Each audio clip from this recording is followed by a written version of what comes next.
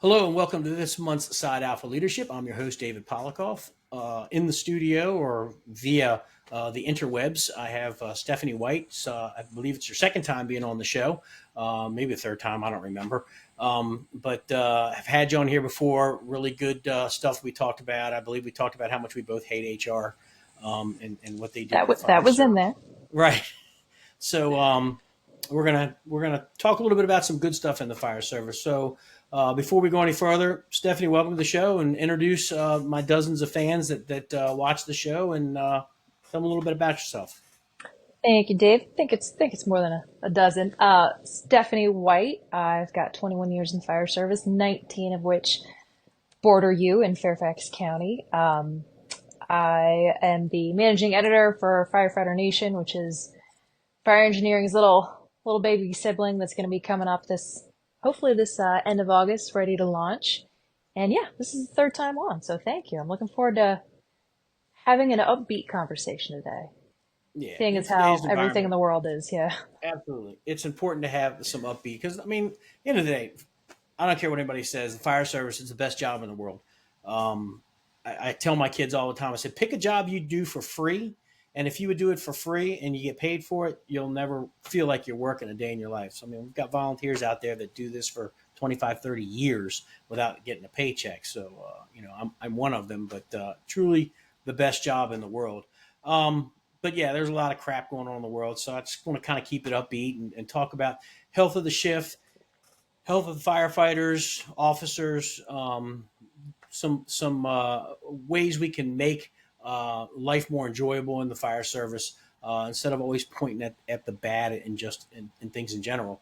Um, the I want to talk a little bit about Fire Nation because I almost forgot about that. I feel like I owe you an article. I know you put something out saying anybody that has something they want to I send, think please there's send. I think there's one or two you promised me. I think I will definitely put something together. But believe it or not, I've been following Fire Nation for a while. But was pretty stoked to see that you had taken it over, and it's pretty cool that Dave and everybody from Fire Engineering recognized your talent and scooped you up right away. You have a lot of good stuff to say.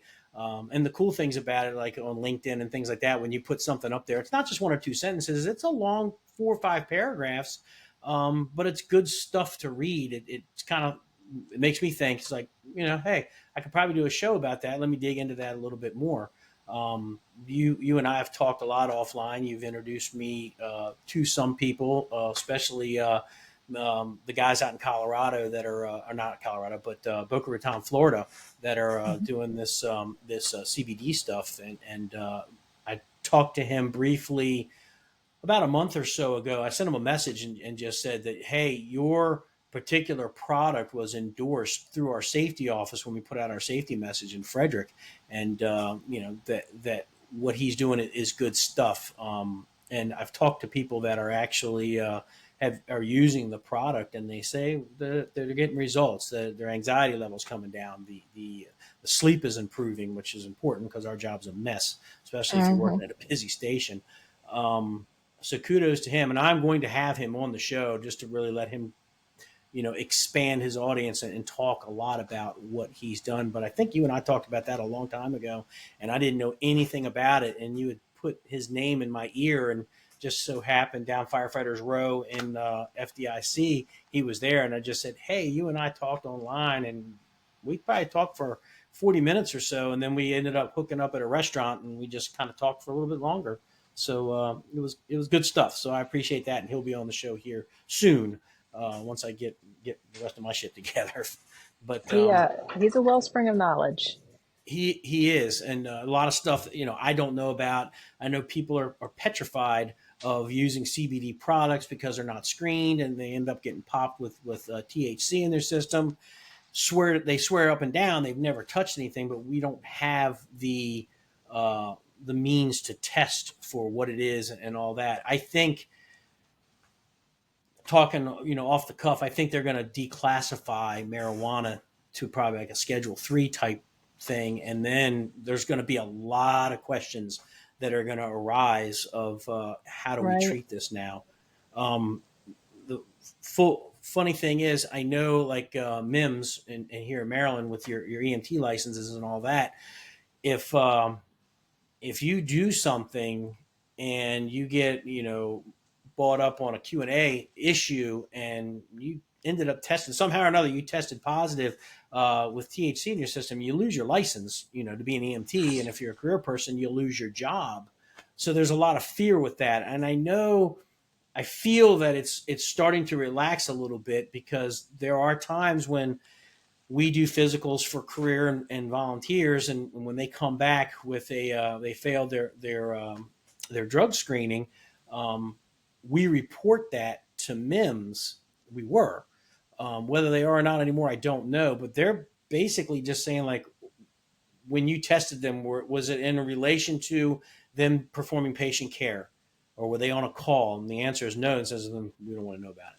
So interestingly enough, and I'm kicking myself, and I'm on my phone right now because I couldn't get this to work on my laptop, so I can't look it up. But there was a recent ruling, Supreme Court ruling that came down, and basically what it was different government entities like MIMS can't come up with their own rules. Like, they have to be law-based rules. And so if it wasn't something law-based, they can no longer just make it up. So therefore, in Virginia, they were talking about doing the same thing. Well, now that in Virginia, they've passed a law saying that firefighters, EMTs are allowed to use medical marijuana if they have a prescription with no consequences if they do everything appropriately. Something like that will no longer hold water. They can't make up their own ruling on that. There's law-based things out there that keep us safe. So that's absolutely going to be changing. Probably already has changed in Maryland how MIMS can handle it. Please don't quote me on that. I would have to look into it.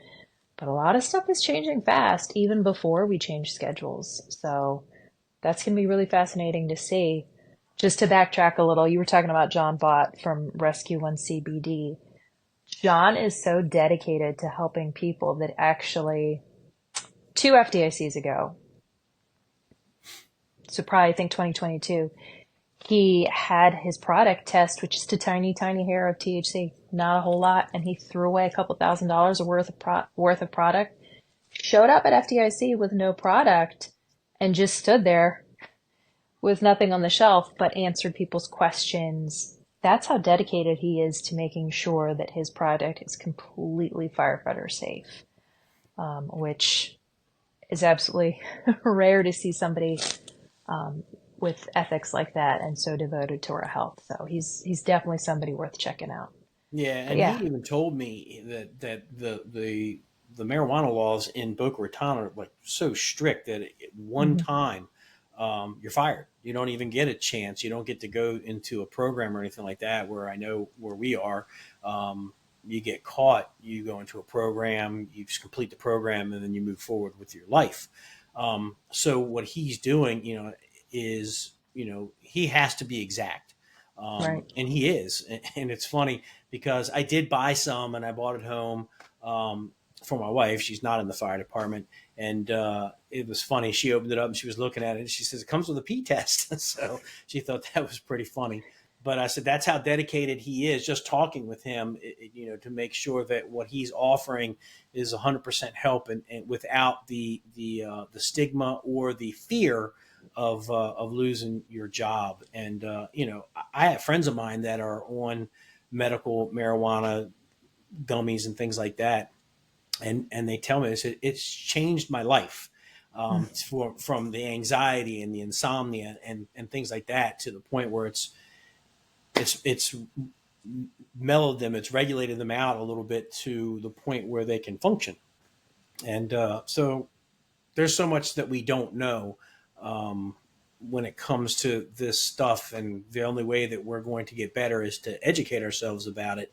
Um, you know, like I said, I'm a newbie when it comes to it, but I'm definitely interested in hearing more of what he has to say. And like I said, I'll have him on here and just let him go and talk about the benefits and things like that. Yeah, no, an incredibly knowledgeable dude. He'll be writing for Nation, but it's it's coming, so people need to start, especially people in leadership positions, definitely need to start familiarizing themselves with the benefits, the laws, the testing, and all of it, just to make sure that everybody's kept safe and healthy with everything going on. And also make sure you don't hem up your department by writing a rule that isn't legal. Right.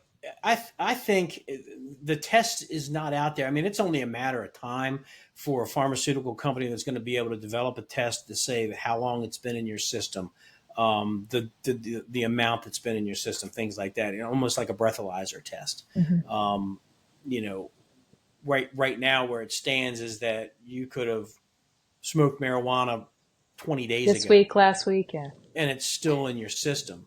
So it's only a matter of time when they see that there's going to be money in it. They're going to develop it. Unfortunately, money makes the world go round. Unfortunately, in that aspect, when it comes to the medical world, but I think it's coming, and but I think it has to. So we can definitely say, hey, you know, this has been in his system for 20 days or however it works out. So we're not demonizing somebody.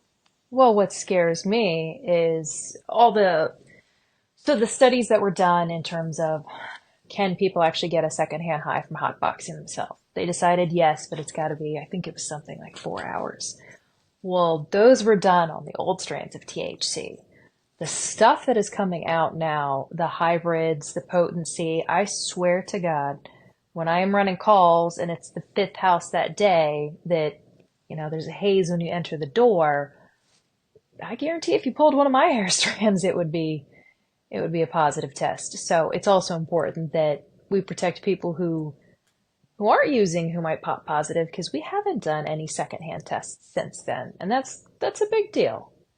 And people do need to understand, talking to friends of mine that were in the 70s and the 60s saying the marijuana that's out now is Completely nothing different. like what it was back in the day. It's just strong. Hmm. So yeah, being, I took my family, we went to New York City back in the fall, and it was on every corner. It's like Jesus, you know, and it's you can't get away from it, and yeah, You want it's to make going a to lot be of money, start working on that test. right. Exactly. Well, the biggest thing is once they reduce the schedule of that, then they can start putting their money in banks. Now you're starting to see, the benefit for the government. They're looking at, right now we can't put anything that's got federal insurance on the banks, their monies. But once they lower that, then they're going to start being able to put their money in banks. And like I said, money makes things happen, unfortunately. And what are you going to do? See, we were going to talk about kitchen table stuff. Now we're talking about This marijuana. this is how it goes. But it is what it is. But I do want to talk about kitchen table stuff. It's one of the things I love to talk about. I didn't coin the phrase, but it was always stated that the kitchen table is a great equalizer. Everybody that comes and sits down at the kitchen table has a voice, as long as they're respectful and air grievances, hold high court, whatever you want to call it. Bust balls when you're there. It's a safe place to coin a phrase from our political realm, but it is a safe place where you can come. Well, safe for firefighters. If any civilian sitting at the table, they're going to It's not recognize right not away. safe This for place them. ain't safe. This is horrible.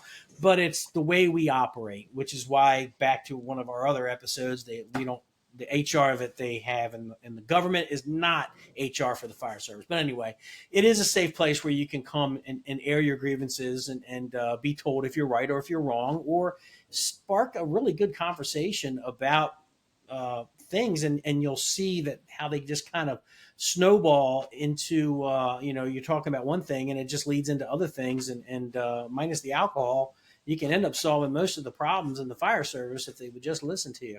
So I want to talk about the kitchen table, and I want to ask you, you know, as a firefighter, on shift work, why do you think that the kitchen table is important, and what are some of the benefits to it? Kitchen table is just the beating heart and soul of the firehouse, right? Especially if you're at a firehouse where you're getting your teeth kicked in all day long. It's the one place where you're actually going to get to see your shift mates. And if you like your shift mates, I mostly like mine. We have a really great shift. It's something that's incredibly relaxing, recharging, just whatever. It can get you ready and in the right mindset to go back out that door 5 minutes later. But like you said, it also is where we hold court and we figure out problems. I can't tell you how many times I've wanted to proverbially kick somebody in the face, but you sit down and you break bread with them and you laugh and you can feel that grudge starting to slowly get wiped off your shoulder just by being around everybody and laughing. It's just, I had a captain years ago who I was on much healthier diet in my early 20s than I am now. And he said, listen, I don't care if you eat off the forest floor. As long as you bring your food in and you eat dinner with us at the same time as us, you can do whatever you want.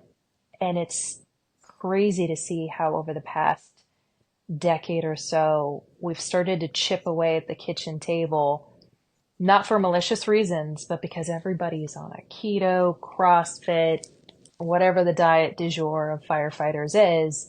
Everybody's on their own little special thing. So as we started doing that, good on us for paying attention to health, but we started kind of eating at different times in different places, and maybe three members of the shift cooked, or maybe if only three people are eating, well, screw it, we're all going to order out or bring in our own stuff. So it's been interesting over the past decade to see the kitchen table accidentally go away. And then I think we're finally starting to realize, oh crap, that was really important.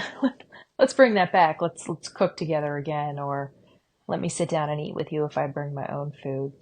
So it's the one place where rank doesn't matter, as you said. We're all equal, and we all get a voice. We all get to share the grievance, or we all get to have a say in the problem, and we all get to work it out or laugh. Yeah, It is that safe place. yeah, and you're right. I have seen it. Moving through where when I first got hired, we had one guy that would cook. Um, we all had our jobs. We would set the table, or get the kitchen ready, Sous take care of the chef. dishes or whatever. Yeah, and but we would all eat together. It's like when I first started, it's like, hey, we're having this for dinner, and you in or you're out. You put a check next to your name. Even if you were out, you still ate at the table. If you bought your food from home or something like that, you still ate at the table Mhm. with the shift when it was time to eat. Um, but yeah, slowly it started to kind of go away, especially in the busier stations. You try to sit down to eat, and next thing you know, the medic unit runs out, and the ambulance goes out, and the engine's chasing the medic unit, and you're just left with the truck company who all eat to themselves, and they put little paper towels over top of everybody's plate because that keeps it warm, the traditional paper towel over top of the food. But it got to the point where it started to not matter as much, and like you said, whatever the diet du jour was at the time, we're all trying to lose weight, we're working out and all that stuff. It got to the point where it doesn't seem as important, like you said, but it's starting to swing back where, hey, we're conscious on what we're eating. We're not just going to eat a bunch of crap. We're going to do, lean meats, vegetables, things like that. You in or you out. Oh, I bought something from home, but I'll work around you. I'll heat my stuff up, and then we all eat together. I think it's important, not only like you said, to be able to just come and get away from the calls that we just ran, things like that, and just to laugh and to carry on, tell jokes on each other. Rank doesn't matter at the table. You have to be able to take a joke if you give a joke. Um, but it's important, just like at home. And we're guilty of it here. We're all running around. Sometimes we're eating on TV trays in front of the TV. We try to eat at the dining room table, but we lead busy lives. But at least at work, our second family, we're starting to get back into that kitchen table, back into that routine. Um, Well, one of the things, go ahead. imagine if you only saw your significant other, if you have kids, in the throes of parenting, you would begin to not like them. I mean, it's the date essentially of the firehouse. It's we see each other on calls or drills, stressful situations. It's that one place we get to see that other side of our shift mates and see them in a relaxed moment. And that's incredibly important. We wouldn't want to see our family, our friends, our significant other in just that stress piece. So to be able to see them in that different light, see them relaxed, see them laughing, it's incredibly important to have the complete picture of your firehouse family member. Yeah, I think when we do lineups at the kitchen table. I would assume that's the way it's done in your Mhm. department. It's important from an officer standpoint to not only make sure everybody's there if they're supposed to be at work, the people that are supposed to be there are there, getting your riding assignments, but it's time for not only the officer to put eyes on everybody, just to kind of gauge if you know your people, hey, how's everything going type of deal. But it's also a time for fellow shift mates to take a look at each other and see if something's not right. I call it taking a pulse. I didn't invent that, but it's where you can just kind of look around. If something doesn't seem right, the interactions aren't right, then it's allowing that officer or your other shift mates to pull aside and say, hey, is everything okay? Because once the call loads start coming in, you might not see that person until it's time to eat or time Right. to go to bed. So I think it's important not only from a sanity type thing to be able to put the outside world outside and just kind of be around your shift mates, but it's also a place where we can uh, look at each other to make sure we're okay. If you have a good officer, they should really be looking at your people all the time without looking like you're looking at them all the time, but to be able to understand subtle changes and things like that. It might be a little difficult for the newer officers or for a new person on that shift, but that newer officer needs to rely on the senior people to be able to say, hey, so and so's a little down, a little out, not like they usually are, something to keep an eye on. I'll talk to them because, and I'll let you know if we need something type of thing. I'm sure that's where it is, the way it is with you, with your shift. Like you said, you post a lot of pictures of the guys and gals that you work with. You have a good time. So I'm sure you're looking at each other, making sure that we're good. And if you're not good, we're going to make fun of you until you are good. Um, Absolutely. no, my shift is really good about, I've had those bad days and the guys will quietly pull me aside. And I might wait a couple hours to see if my mood changes with coffee or food, but they'll eventually say, hey, what's going on? You're a little quieter or you seem a little annoyed or whatever. And it is important to have that moment in the morning, and it gets interrupted by calls all the time, but that little moment of, okay, let me look at everybody. When I make a joke, is everybody smiling, laughing, or what am I seeing here in the morning? So that way we can make sure we mitigate something before it becomes huge. And I think I would hope that your fellow shift mates or you, if somebody comes to you, would say, "Hey, they're watching me and they care. They care enough to say something." You got to look at it that way. And like you said, then we're going to mess with you until we get you out of your funk anyway. But that's what it's for. What are some things? What are some taboo things that we don't want to bring to the kitchen table, or we may not want to discuss at the kitchen table? For the newer firefighters, we got a lot of rookies that are coming into the fire service world now. What aren't we going to talk about? What shouldn't we talk about? I think in this day and age, let's start with politics. Um, I uh, I think that's something we're gonna have to move away from for a bit, just because we haven't figured out how to discuss it as a society. So maybe we keep it out of the firehouse for a minute until, as a nation, we learn how to handle our feelings and our temperaments. That used to never be a thing. When I first came in the fire service, you could talk about politics. I voted for somebody, you voted for somebody else, whatever. But it's become so polarized, and I've seen it firsthand in firehouses. So that's something I think we need to sit out for a little bit. Something else that, not for the probies, but for our generation is, you hear a lot of people shit talking the new generation. I mean, we've all been there as a probie and had that one jackhole who keeps harping on our generation. It's like, geez, you a-hole, I'm the one in charge of dragging you out if you go down, and here you are shit talking me. That's something that happens in every generation. Let's have it die with our generation. Let's just knock it off. New generation's always going to be a bunch of weirdos, and they're always going to be different, and the way they do things is always going to be obnoxious, but one day they're going to be feeling that way about somebody else. That's the good news. Absolutely. In terms of taboo, ugh, well, the way we did it in my last apartment, that that's always going to be a big one up there. Right. That's neat, and if you've got something that you want to bring forward, just don't say that. Just say, hey. can I try this? Saw it somewhere, heard about it somewhere. But the funny thing is saying, hey, this is how we did it in my old department. I think we almost feel this stupid sense of betrayal of you're here now, be 1,000% invested in here. And Right. it's the dumbest thing because they're here at the kitchen table. They just went through an academy. They are here. They are invested. But we have this taboo weirdness of just don't say it. Don't say where I came from. This is how we did it. I think those are the top ones for me. It's funny. A couple of things you said. The first thing is, this is how we did it in my department. I retired from Montgomery. That's all I knew my entire life was Montgomery County. Um, and 34 years there, get hired in Frederick, and my boss was also a battalion chief in Montgomery County. We work together. We're friends, so we do our best to not say, in Montgomery County, we make sure that we don't do that. It's like, hey, I know that I've heard of a department that has gone through stuff like this. This is what I heard them talk about, type of thing.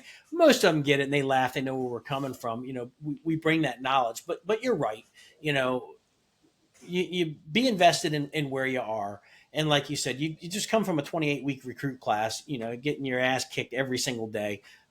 You're invested there, but there are better ways. And any new people that are listening to this, there are better ways to bring it up. Just say, hey, what about this? Or, hey, I saw, YouTube video or whatever. I'm not saying that you need to learn your fire skills from YouTube, but there is some good stuff on there.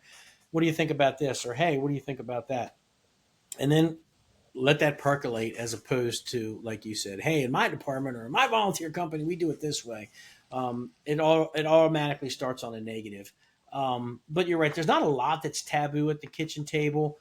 Um, I like to talk about the new generation. A lot of people want to kind of crap on the new generation, and I tell people, I said, you need to understand the firefighters that are coming in now. If you really sit back and take a look at them, they're some of the smartest generation. One of the smartest, some of the smartest people that are coming in. They don't know what it's like to not have a computer or a smartphone. We grew up before there were phones, before there were computers. Stop Um, it, David. right, but they know all about that stuff and they've learned how to manipulate that technology and move quickly. We can learn something from them.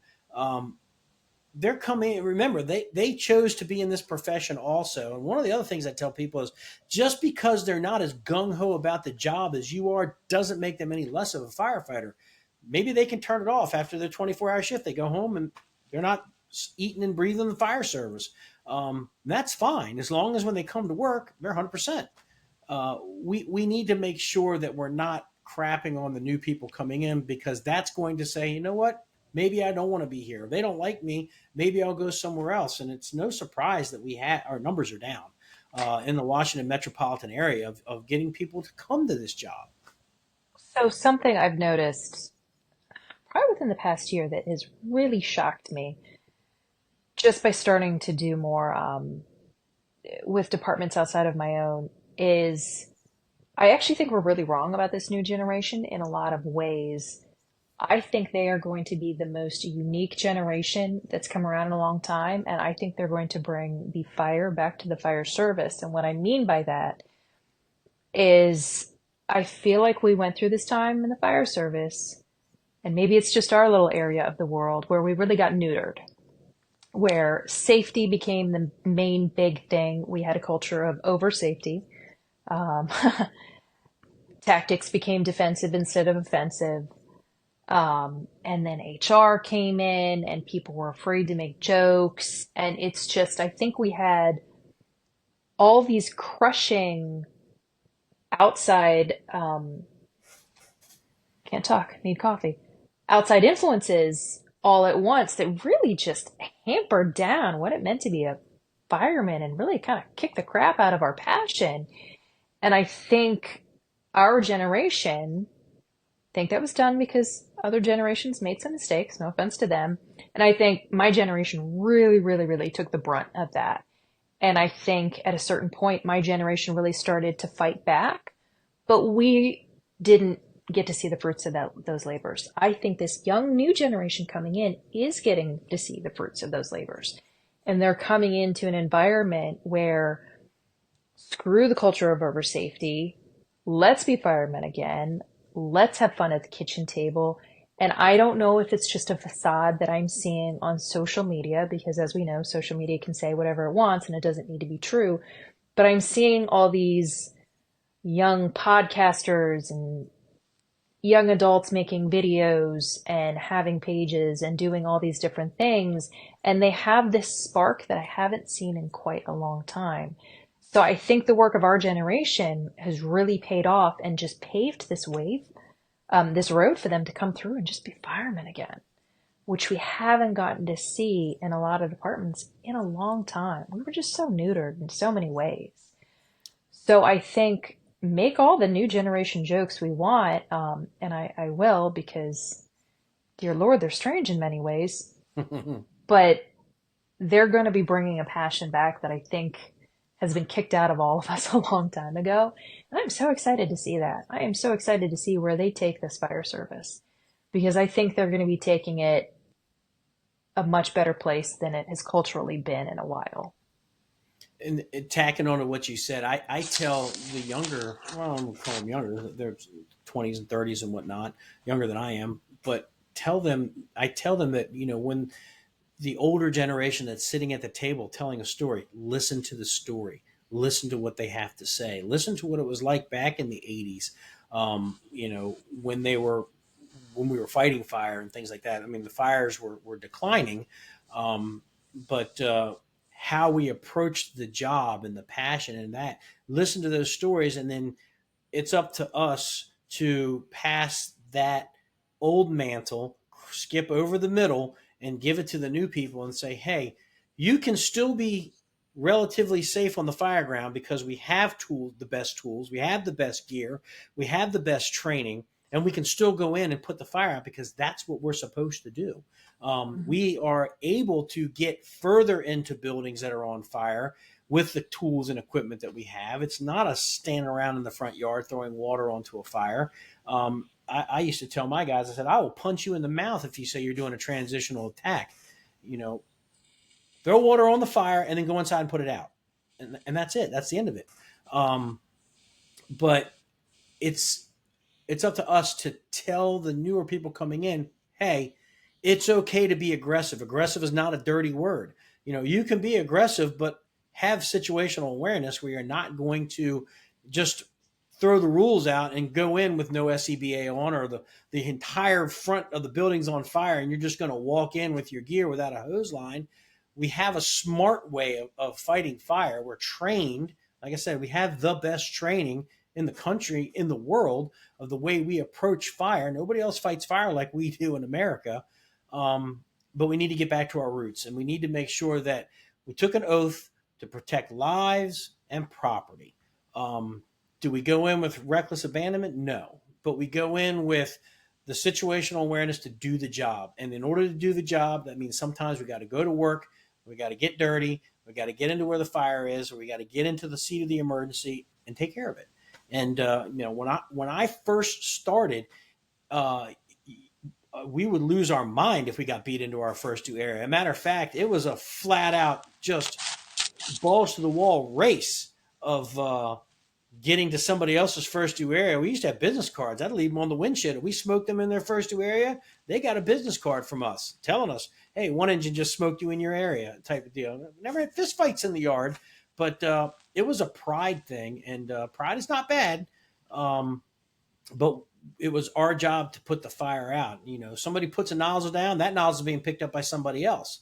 Um, we need to get back to that aggressiveness that fires are burning faster, fires are hotter now, so we need to be aggressive to get inside quickly to put the fire out. And in order to do that, we have to take some risk. That's part of Well, our job. look at, and this is what drives me up a wall. Look at where we were at a certain place in time. We didn't have a lot of the safer staffing that we do now, so we were working with lower numbers. NIST wasn't really a big thing. Dr. Merrill Moore came along, and she started doing a lot of stuff when I was pretty young in the fire department. And the stuff they discovered, we didn't know what flow paths were. there were so many things that we didn't know about that make such a difference in the fire service that we now know about. So we don't need to make these arbitrary stabs in the dark. Well, maybe it was this, maybe it was this, maybe it was this to create this risk aversion. No, we know what issues were. We've used science. We figured out sciencey things, and now we can be smarter firemen, and we can still be aggressive. And that's the difference that people refuse to look at is we truly were put water on fire, pull people out. Okay, cool. We've discovered a lot. We've come such a long way scientifically. So be smart. Look at that information. We have rescue databases now. I can't talk tonight. Mhm. That talk about, hey, here's where we find victims the most. There's so many ways that we can be smarter firemen that don't involve risk aversion. It's Right. absolutely ridiculous. And Right. I think this generation has all that. I think they have it all in a nice little platter that's been handed to them. I don't mean to say they've had something handed to them, but it's all been discovered for them, and they get to therefore look at it and go, cool, I get to go be a smart, aggressive fireman now. It, and the funny thing is we knew about flow paths back in the day. We just didn't call it that. We went from smashing out every window in the house to like, hey, if we break out all these windows before we get a line in place, the fire ends up coming to us really badly. So We push let's go off fire. on doing that. Or hey, it's really hot in here, and if I start opening up and letting air in, bad things might happen. So we kind of understood that. I mean, I remember going through the PPV fire attack. I don't even know if you were part of that, where we would roll up on the scene. The truck would put a fan in the front door right away, start it up, and we would go in front of that fan and try to put the fire out just to push air. So it got to the point it was like, this isn't working. Or, oh, you it gotta was, you gotta have an exit hole on the other side, but it's got to be 3 times the size of the one on the front. And I'm like, well, now I'm taking out a wall, so this probably isn't working. We went from variable gallonage, selective gallonage nozzles to fixed gallonage nozzles that don't have springs in them anymore. So the fire service evolves. We've gotten smarter. The technology is there. Everything to help us do our job successfully. Now we just got to get the people to go in and do the job. And I look squarely at the management. Let the firefighter. You put them through 28 weeks of school to be firefighters. Let them be firefighters. Let the captains and the lieutenants and the technicians and the senior firefighters on the shift mold the people that are coming in as rookies to be firefighters. You have to let them do the job, because when we stop letting them do the job fails. Look at the police department. With the active shooter situation, the expectation is you go in and neutralize that before the SWAT gets there or anything else. You got 2 officers, you need to be inside doing that. If they don't do that, the whole country burns down. It's a huge uproar. The fire service has been fortunate that we are not getting the blame, like for dereliction of duty, for lack of better words, like the police are, because the public doesn't see it. But it's only a matter of time when we're all standing out in the yard and we're burning someone's house to the ground that started off as a room and contents fire because risk aversion, or there's nobody in there, so we're not going to put the fire because risk a lot, save a lot type thing. Life, property. That's what we're supposed to do. well, and you have to ask yourself, how much does that lead into recruitment? Now, I know that's not the entire issue. You can make however much money now making a YouTube video or selling pictures of your feet. That sounds a lot easier than being a fireman running I nursing would home go calls. poor. But how much of it is, well, I've listened to my buddy talking about how boring his job is now versus once upon a time, it was a badass job, right?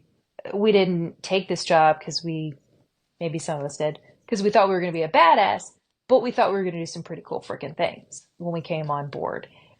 And now we've created such a culture of the fire service as a catch-all for every little chore that local government needs done, or we're standing in a yard versus being more aggressive with tactics, just everything put together. Yeah, I wouldn't necessarily want to apply to this job either, hearing how people in certain departments talk about it. Has that led to part of our issue with recruitment? I don't think it's the whole issue, but I think it's got to be a percentage or two in there. Yeah, I think we talk about recruitment. That's part of the job that I do now. Is I think recruiting wise on the volunteer side, we're getting people to apply. They've always wanted to be a firefighter. Oh, now I've got some time. My kids are a little grown. I've always wanted to do this, and then they find out it's going to take me 2 years to get all these classes on my own time in between working and family and stuff. You know, 220 hours for EMT. 120 hours for Fire One, and then I'll start counting staffing. So we start losing people with the retention side. On the career side, I don't understand. I don't know what's happening. I don't know if we're not marketing ourselves well. Um, I don't know what it is. I remember we used to have thousands of people apply for the job and come and test. Now we're lucky if we get 400. Right? And and the money's good. I tell people, I said, look, you're not going to make $1 million at this job.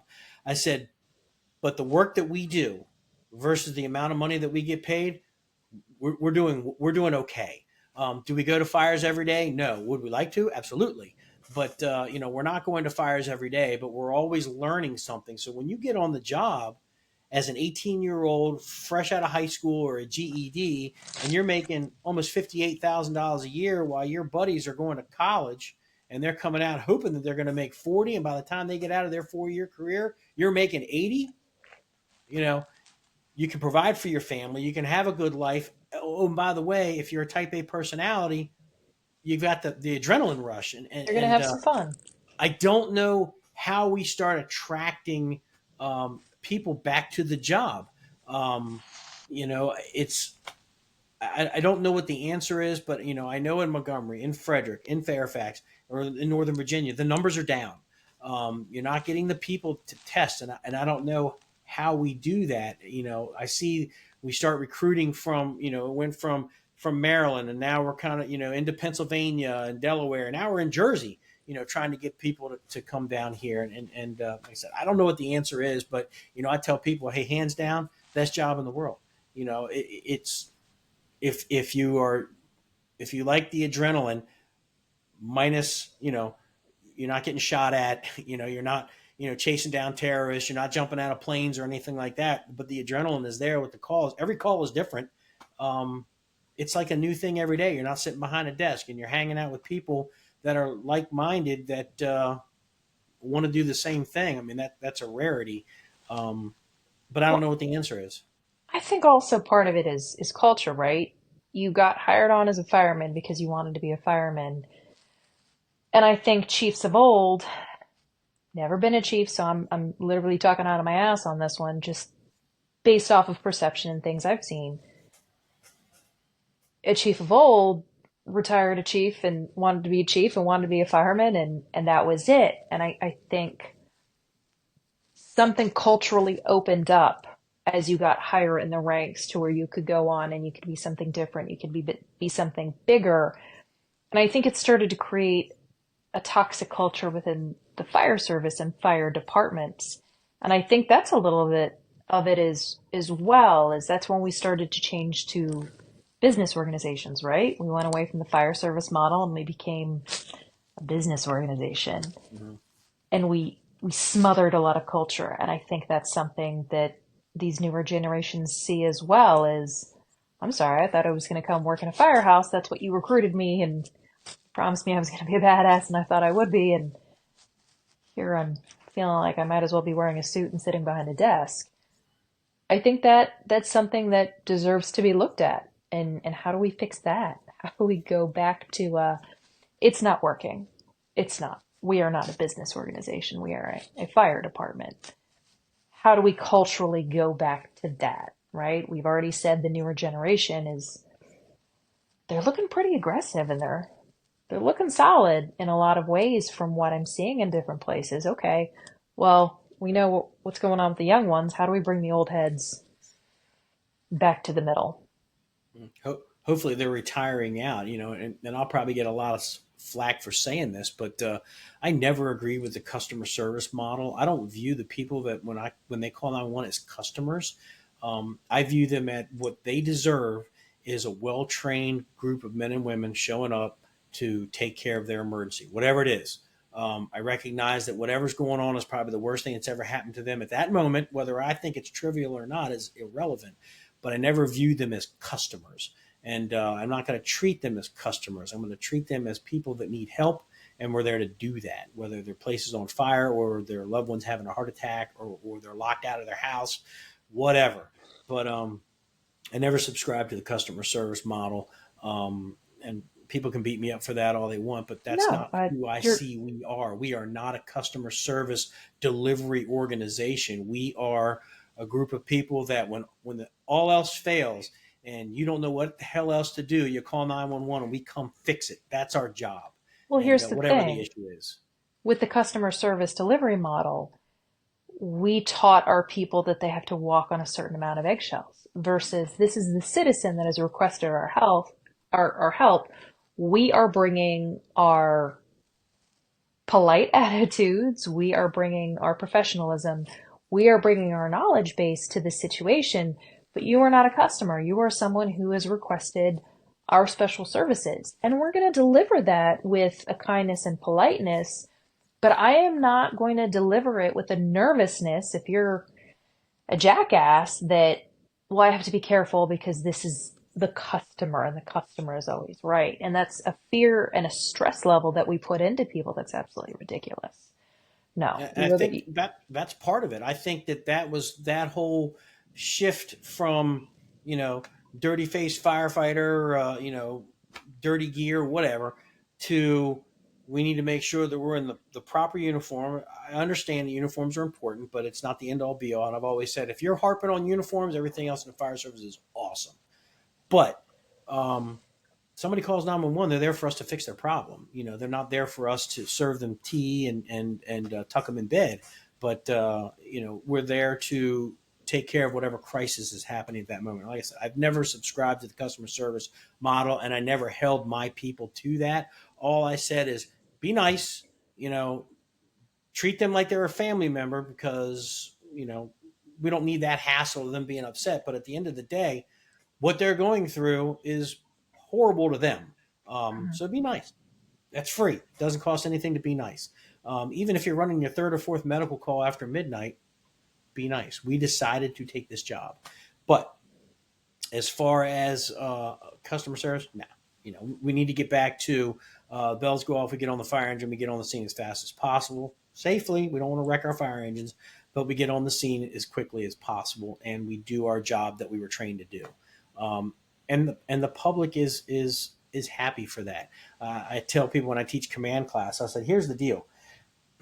When you're the incident commander and you're on a fire, you could burn an entire row of townhouses into the basement. But if you sounded good doing it, nobody will ever question you of how how bad the situation was.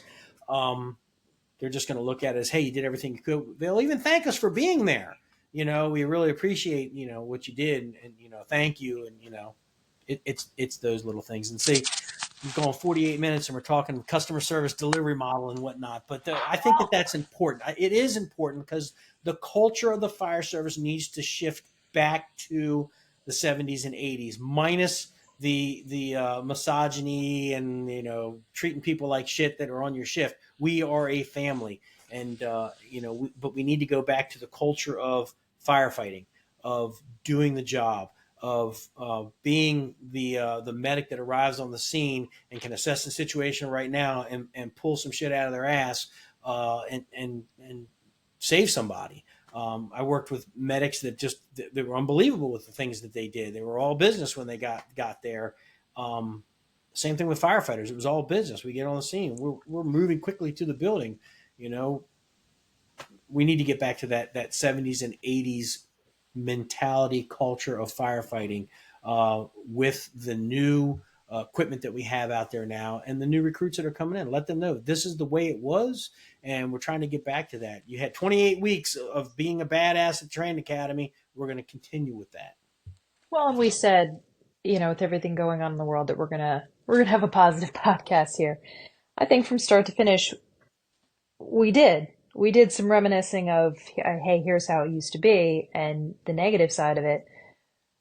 But we're having conversations about CBD and THC because we're now caring more about taking care of our health. We're caring more about these are the efficiencies in the job and performance that we've seen in the past. How do we shore it up by making sure our people can sleep off duty and not have sleep issues because they just got their ass kicked for 24 or 48 hours and now they come home and they're wired and they can't sleep. We're talking about that. We're talking about culture, how we went somewhere toxic where we are afraid to talk to each other.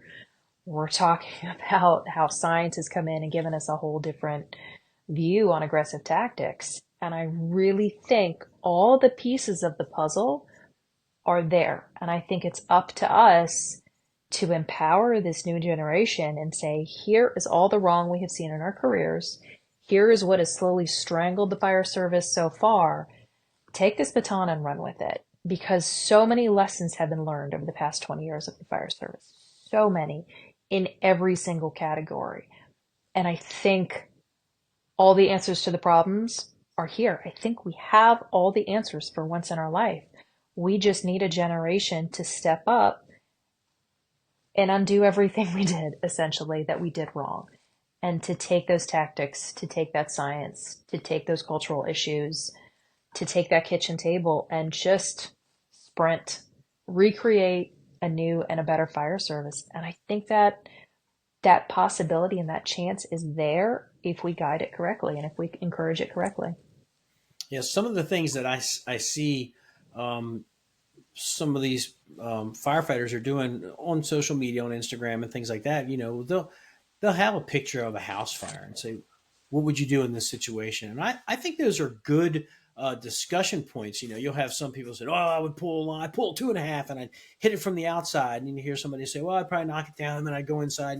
And those are healthy discussions, and those are things that I think need to come back to the kitchen table, where you just either put a video. I mean, everybody has a TV in their kitchen now. Stream something from your phone to the TV. Here's a house fire. What are you going to do? You're riding the front seat now. Mister 3 year in the fire service. I want to hear, what would you do with this, and let them talk through it, and then we all chime in. And I think you'll find that when we get away from the fear of doing what we've done in the past and saying, hey, you know what, it wasn't such a bad idea, we can bring that back in with the new equipment that we have. We can have a successful outcome. We can talk about incidents. We can look at incidents and critique them. And how would we handle this? What would we have done differently? Hot washes at the end of an incident are super important. But to be able to get back to that kitchen table and just talk about incidents and where can we improve, talking about the things that we know were terrible and that we don't want to do anymore. Let the new generation coming in. We did this. This was horrible. Don't do this. But this is what did work. Let's bring this into the modern era and continue to move forward with this. But forget about all this crap because it didn't work. We made those mistakes, and it's that old saying that if you don't learn from the past, you're doomed to repeat it. Let's learn from the past that didn't work. Throw it to the side, and let's continue to move forward. Um, but that's where that kitchen table, in my opinion, comes in, to where we can all just sit down and have a really good discussion of, hey, how would you handle this situation? Here's a video. Here's a picture. How would you take care of this fire? What would you do? Where's your first line going to go? You're on the truck company. Where are your ladders going to go? Well, how are you going to throw ladders? And then just start chipping away at that whole well, I'm afraid to go inside because there's a whole lot of fire coming out of there, and I don't want to get yelled at because I went in and it was a dangerous situation and blah, blah, blah. To the point where, hey, we're here to put this fire out, and that's what we're going to do. And the officers need to step up to the chiefs when they start giving them shit, saying, hey, this is our job, and this is what we're supposed to do. I'm not going to push my people into a situation where I know they're going to get hurt just for the sake of saying that we did it. But yeah, like you said, learn from what didn't work, throw that to the side, talk about it, make sure we don't repeat it, and then move forward with the aggressiveness that we're teaching in the training academy, and have this younger generation understand what it was like back in the day. And let's continue to do with that. Again, listen to those old stories. I love it. So we got about 5 more minutes. So I want to talk a couple of more things of keys to keeping that shift healthy. One of the things we talked about offline was, the what is it that the uh, chief officer, your battalion chief, that's responsible for the battalion, um, what should they be looking for? How can they keep the shift healthy? And what is it that they should or shouldn't do in order to promote, I don't want to say harmony because that's a terrible word, but because you're never going to have that in the fire service. But promote the health and well being of a shift of your battalion to make sure that at the end of the day you're getting from them what they should be giving as firefighters and EMTs and paramedics. Does that make sense? No, it does. Empowering your officers is thing number one. If,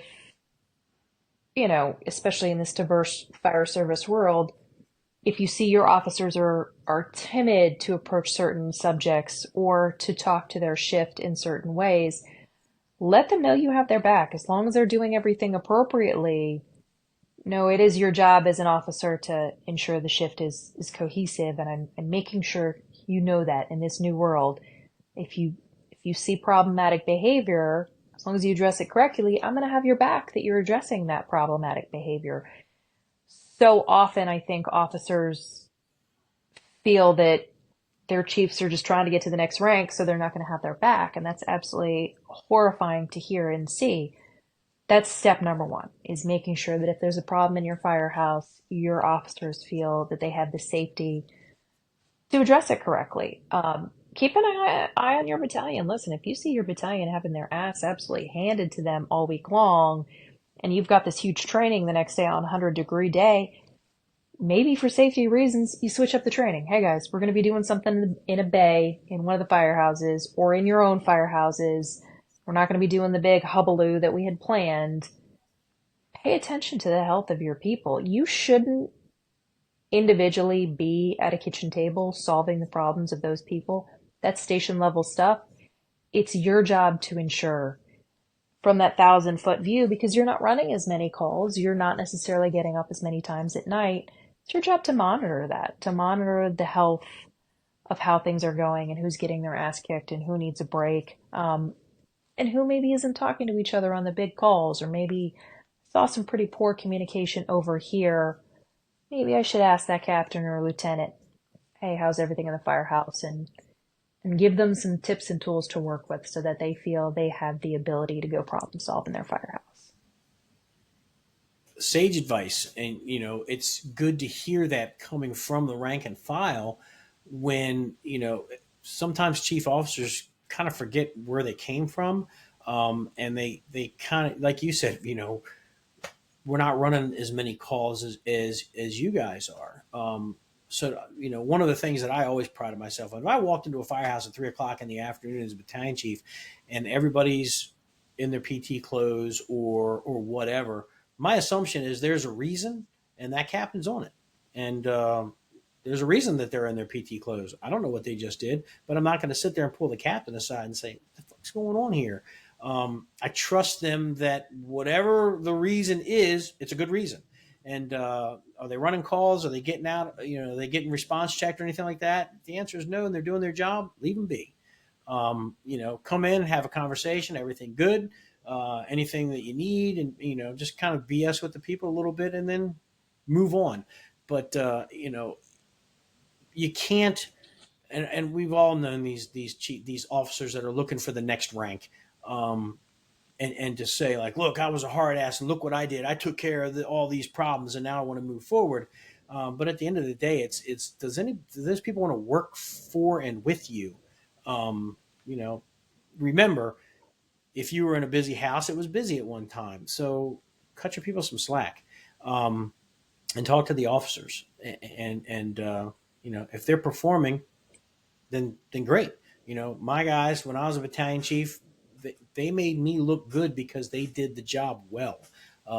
Very rarely did I have to make any corrections on fire grounds because they did their job. So I afforded them the latitude to kick back every now and then. It's not always go go go. So I agree with you that these chiefs need to understand that you know our call load is up. Fires aren't up, but the call load is up. So they're running, 6, 7, 10 calls, before dinner and maybe 3 or 4 after midnight. Some stations are running 24, 25 calls a shift. Um, we need to make sure that we're recognizing that and allow your officers to be officers, allow them to be in charge of their people, give them the benefit of the doubt, and if your people need a break, figure out a way to give them a break. But I guess I get off my soapbox from there. But so we're at the 1 hour mark. I like to keep them at an hour. All the things that we want to talk about, kitchen table, we kind of hit that. There were some other things that I wanted to talk about, but it always goes a different direction. But I think the things that we talk about are important. And everybody talks about the culture of the fire service, but they have a hard time putting their finger on what is it and what needs to be changed. And I think, even put it in the simplistic terms of, hey, let's go back to being firefighters like we were back in the day. And everybody was happy. How can we get that again? Well, let the firefighters be firefighters. It's like fighter pilots that fly jets. They train their entire career to shoot planes down and drop bombs. That's their job. And when they get to do that, yes, somebody's probably going to die on the ground, but at the end of the day, that was their training, and that's what they wanted to do, as morbid as that sounds. With us, we train to put fires out. Yes, we want to go on fires. So when we do, somebody's losing property, but that's what we're trained to do. And that's where we feel that we are the most effective, is when we are taking care of those emergencies.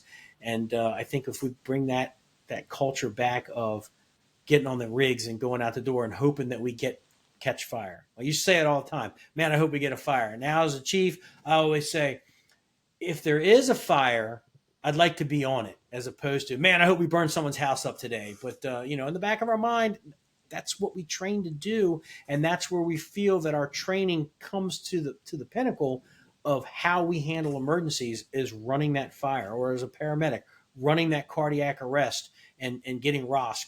That's what we train to do. Yes, somebody is literally dying in front of us or dead, and we're going to work and bring them back to life. That's what we hope to do. And, the general public doesn't get that, but we in the fire service do. So, Amen.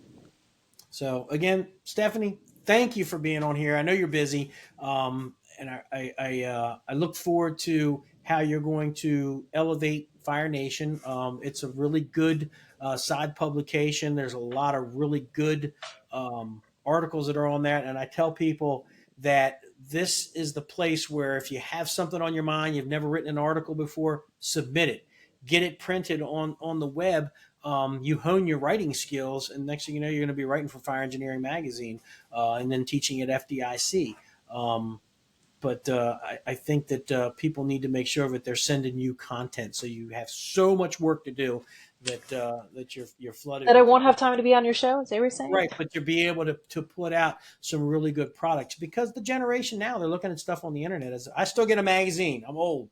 I still like looking through my magazine, but I do look at a lot of the digital stuff as well. So kudos to you for taking that endeavor, and kudos to Dave for recognizing that you're the person for the job. And I do owe you some sit down time at FDIC. I felt like an ass because I kept saying, like, oh, I'll catch up, and I was with my boy RJ. RJ knows everybody, so we were always constantly running around talking to people. But I know I'll see you at FDIC next year, so at least we'll be able to sit down and maybe I'll bring the computer and we'll do a little quick podcast while we're there. That I'll be there. all right. Thank you. So thank you for coming on the show, and be safe, and be looking for all the stuff that you're putting out in Fire Nation. I'm looking forward to reading what you have to write. I'm going to do my best. Take it easy. All right, I'll see you on the next one. All right.